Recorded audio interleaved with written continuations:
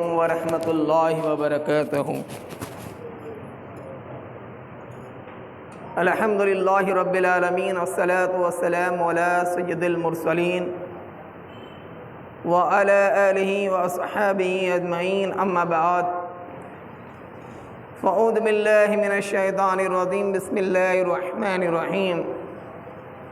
ان اللہ وملائکتہ یصلون علی النبی یا ایھا الذین آمنوا صلوا علیہ وسلموا تسلیما۔ اللہم صلی علی سیدنا و نبینا و مولانا محمد وآلہ واصحابہ وبارک وسلم، صلاۃ و سلام علیک یا رسول اللہ صلی اللہ تعالی علیہ وسلم۔ آج 9ویں پارے کی تلاوت ہوئی، جس میں سورۃ الانفال اور ایک سجدہ تلاوت بھی ہوا۔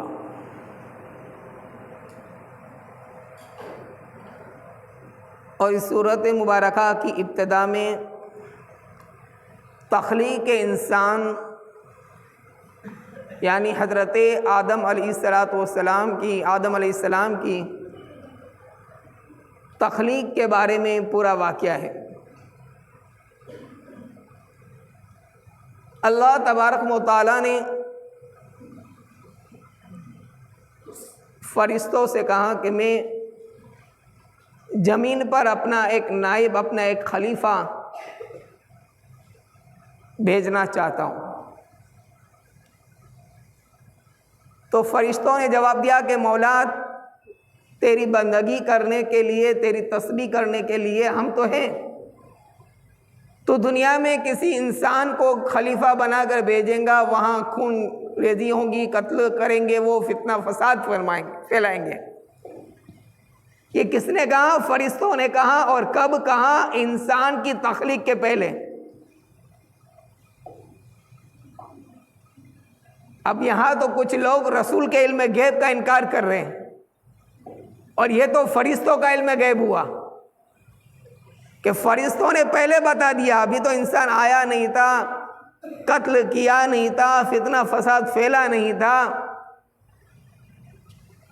تو اللہ تبارک و تعالیٰ نے ارشاد فرمایا کہ اے میرے فرشتوں، انی عالم ما لا تعلمون، میں جو جانتا ہوں وہ تم نہیں جانتے۔ اور پھر حکم ہوا حضرت جبرائیل علیہ السلام کو کہ زمین پر جاؤ اور جگہ جگہ کی مٹی کو جمع کر کے لاؤ، الگ الگ جگہ کی۔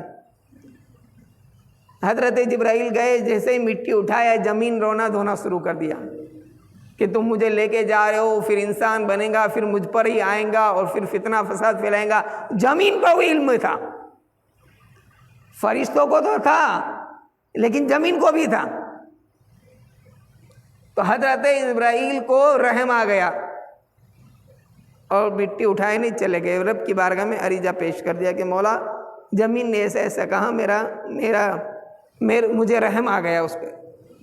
پھر حضرت اسرافیل علیہ السلام آئے، حضرت میکائیل آئے، پھر آخر میں حضرت اسرائیل آئے، اور انہوں نے زمین کا نہیں سنا، اٹھا لیا مٹی۔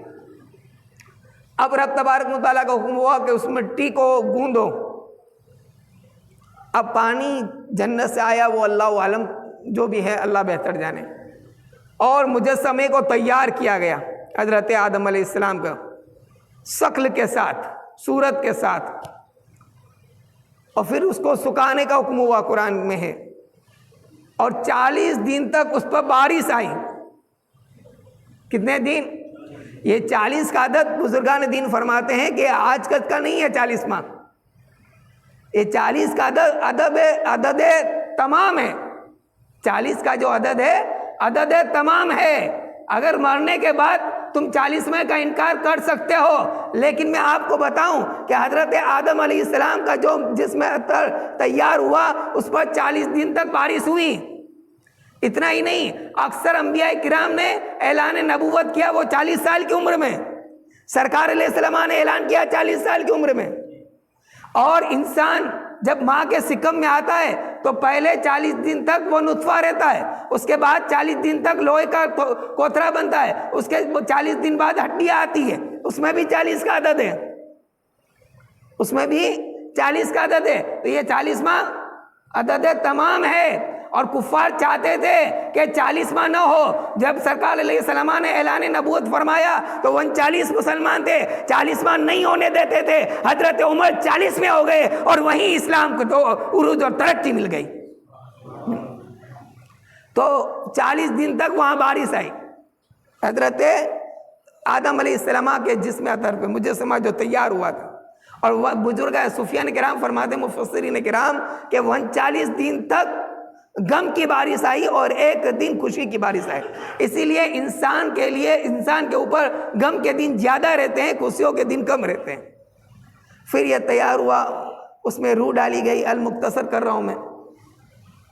پہلی مرتبہ جیسے ہی روح کو داخل کیا گیا ناک کے ذریعے،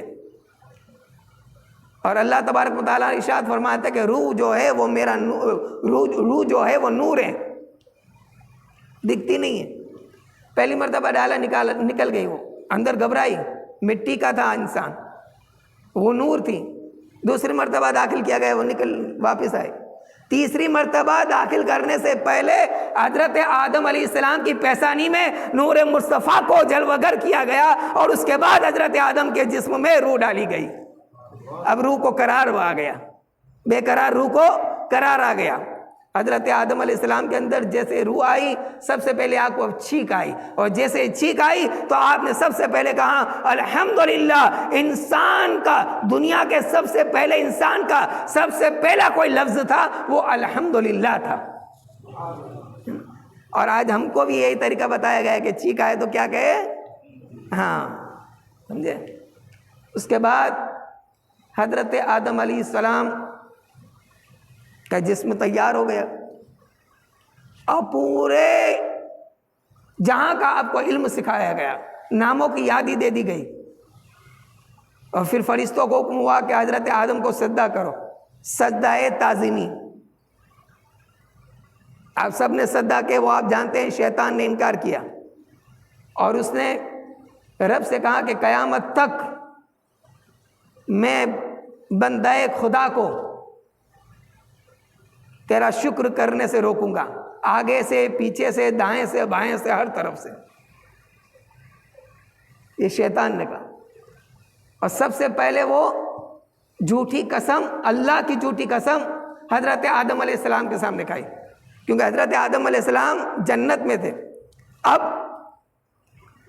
جنت میں سب کچھ تھا، کھانے پینے کی سہولت تھی، ہر چیز تھی جنت میں حضرت آدم علیہ السلام کے پاس، لیکن انسانی فطرت تھی کہ وہ اکیلا رہنا پسند نہیں کرتا۔ تو حضرت آدم علیہ السلام بے قرار رہتے تھے، انسان تھے، اکیلا پن محسوس ہوتا تھا، تو آپ کی پسلی سے حضرت ماں حوا کو پیدا کیا گیا، اور حسین و جمیل عورت آپ کے سامنے نظر آنے لگی۔ اب یہاں رک کر میں ایک چیز کہنا چاہتا ہوں کہ حضرت آدم علیہ السلام کی تخلیق کہاں ہوئی، بعین جگہ تو ہمیں نہیں پتا، لیکن اتنا ضرور کہتے ہیں کہ دنیا میں سب سے پہلی عورت جہاں پیدا ہوئی، جہاں جس جگہ پہ تخلیق ہوئی، وہ جنت تھی۔ وہ کیا تھی؟ جنت تھی۔ اسی لیے عورتوں کے اندر جنتی خوبصورتیں نظر آتی ہے۔ بہرحال دونوں رہنے لگے۔ اب جیسے ہی ہاتھ لگانا چاہا تو اللہ تبارک و تعالیٰ کا حکم ہوا کہ آدم حوا کی مہر ادا کرو۔ پھر مہر کیا تھی وہ بھی آپ لوگ جانتے ہیں، مصطفیٰ جان رحمت صلی اللہ تعالیٰ علیہ وسلم پر درود شریف۔ اور اس کے بعد یہ رہنے لگے۔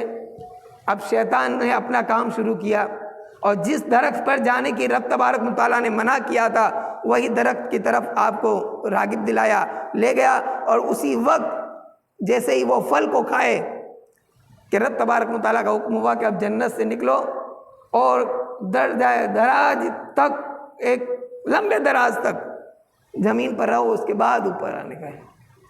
اب حضرت آدم علیہ السلام سری لنکا میں اور ماں حوا جدہ میں۔ دنیا میں دو ہی انسان تھے جب آئے زمین پر، دو ہی انسان تھے، ایک ادھر ایک ادھر۔